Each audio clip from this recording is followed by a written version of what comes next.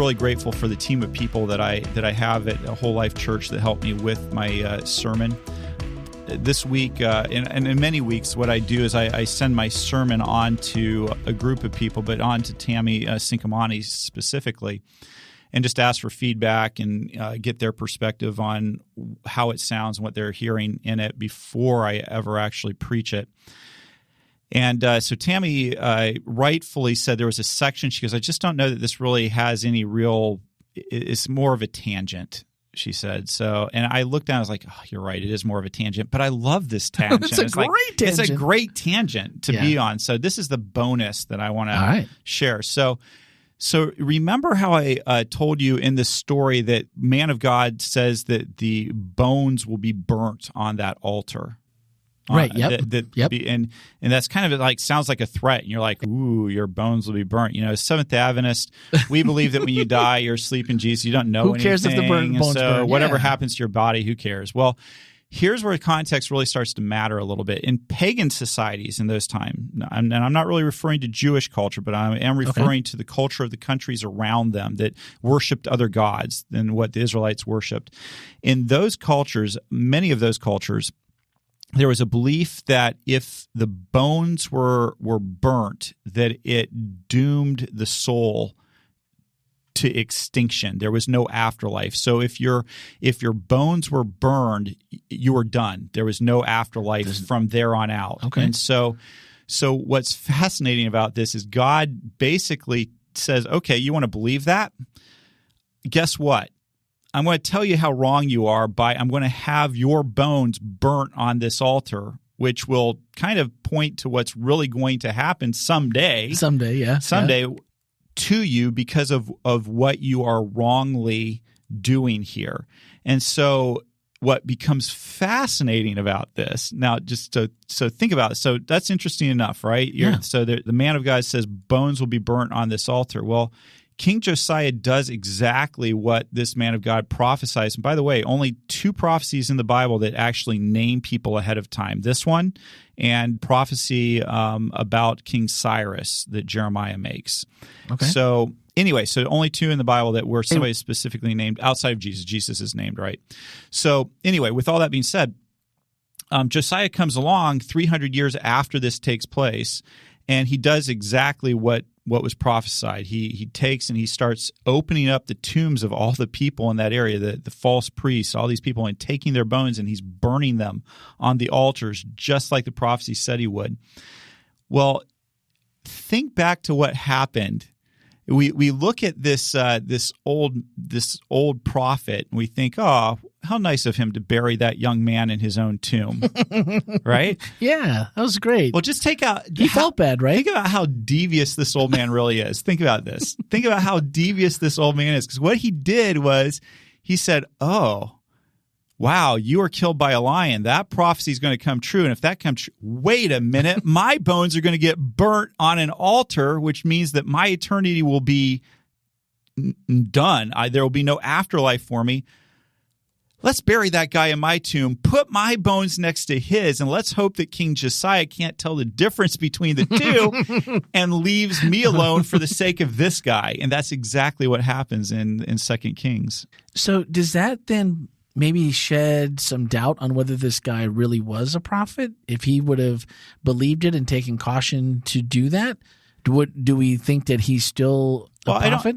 I think so, and here's why I think that. Okay. There's within Protestantism, think about all the different beliefs that we disagree on. Yeah. There's different views on what hell and heaven are like. There's different ideas on what day of the week to worship on. There's different ideas. And I don't think that means that people who differ with me on those topics aren't followers of God. I don't think that means that they don't love God. I'm going to say if I believe it, so that means that I think it's right. Yeah, right? Of course, yeah. But I don't think that means that my friend who does things differently and believes, I don't think that means that they don't love Jesus. Agreed. And so with that being said, when we say, well, was this old prophet really a prophet? Well, as Seventh-day Adventist, the official Seventh-day Adventist theology on this was that he was a false prophet. That's the official theology from the Seventh-day Adventist Bible commentary. This was a false prophet. And I think that's I think that's a very strong argument for that to be made. I also don't think that it's entirely wrong for other biblical commentators to look at this man and say, well, perhaps he was a good prophet who went rogue, that he fell away from what he had originally thought. I don't think this prophet, by the way, was a good prophet at this point in the story. I don't think that. But could he have started off good and gone bad? I think that's entirely possible. And I think it's very possible based on the fact that man of God seemed to have a connection with him in some way. They spoke a language that was similar enough that young prophet, that man of God, felt comfortable with the old prophet and was willing to actually trust him and come home with him, because there must have been enough similarity there where he felt comfortable with that and was willing to buy it. I mean, if he knew this guy was a false prophet, it seems like he would have just jetted at that point. And so the fact that he buys into it, and I don't know, I don't think people were more simple back then than we are now. I think that if somebody walked up to me and said, "Hey, I'm a pastor, you're a pastor. Oh, hey, an angel appeared to me," I think I'd be like, let's talk about that a little bit. Why do you think that? And I think that the Bible probably leaves out a little bit of the conversation that went on, but this old prophet was able to convince this man of God that he was the real deal. Yeah. And so whatever way it goes, that's not the point of the story. Right. The point of the story is that this guy was able to trick the man of God into it, but then at the end he recognized that guy was correct, and he was fearful for his eternity based on that. And I would love to think that it actually brought him into repentance. Yeah, that would have been pretty cool. The Bible doesn't tell us that. It certainly didn't bring King Jeroboam into repentance. It didn't bring the 10 tribes into repentance. But it would be a pretty amazing thing if that old prophet was brought into repentance by what happened to that young prophet. And I wonder if that were the case, if that young prophet would have thought it was worth his life. Wow. Yeah. If his death brought about the salvation of that old prophet and his sons, changed their life, got them back into alignment with God, I wonder if that man of God would have said, "Yeah, I'm willing to give my life." I mean, we know that's what Jesus did for us. Right, yeah.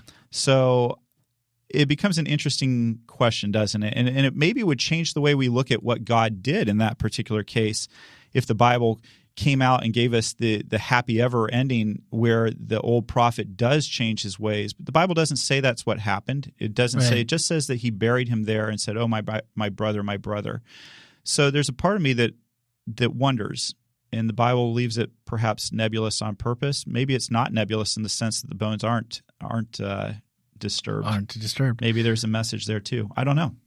Food for thought. But see, those are the fun things that I think sometimes we take it serious enough that we should. Anything in the Bible, that we should take it serious. We should try to understand it. We should try to apply whatever we can that's going to help us.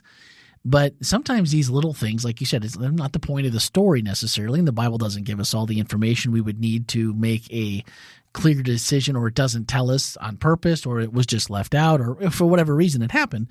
But to think about it under those conditions, and to think that, maybe for whatever reason, I mean, the old prophet had to be pretty good if he just got him to agree to this. No, I mean, the man of God, again, for that few people to have that moniker, he wasn't dumb. No. And he was not inexperienced enough that he wouldn't see that. He obviously understood what was happening with the king and refused to do it.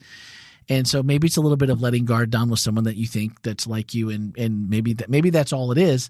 But it's intriguing to think about, what if it, what could those other things be? And I think those are fun ways. Those are fun conversations to have. So I'm glad if you are still listening, or this will be on a Friday. So if you are still listening, I hope it was worth your while to stick around, because I found that to be very interesting. So the bonus is on Friday, right? Bonus is on Friday. So what we should do is sing happy birthday then, shouldn't we? To who? You. Oh, it is Friday, isn't it? Oh, happy birthday, Randy McGray. Thank you. Hey, listen, if you're listening to this right now, you made it all the way through this bonus content.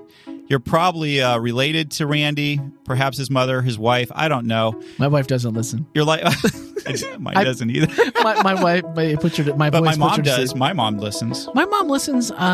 She usually catches up, I think. She doesn't always listen right away, but whatever the case is, if you're listening on Friday, I really would love it if you would shoot Randy a message just wishing him a happy birthday so that we just know how many people are listening to this podcast.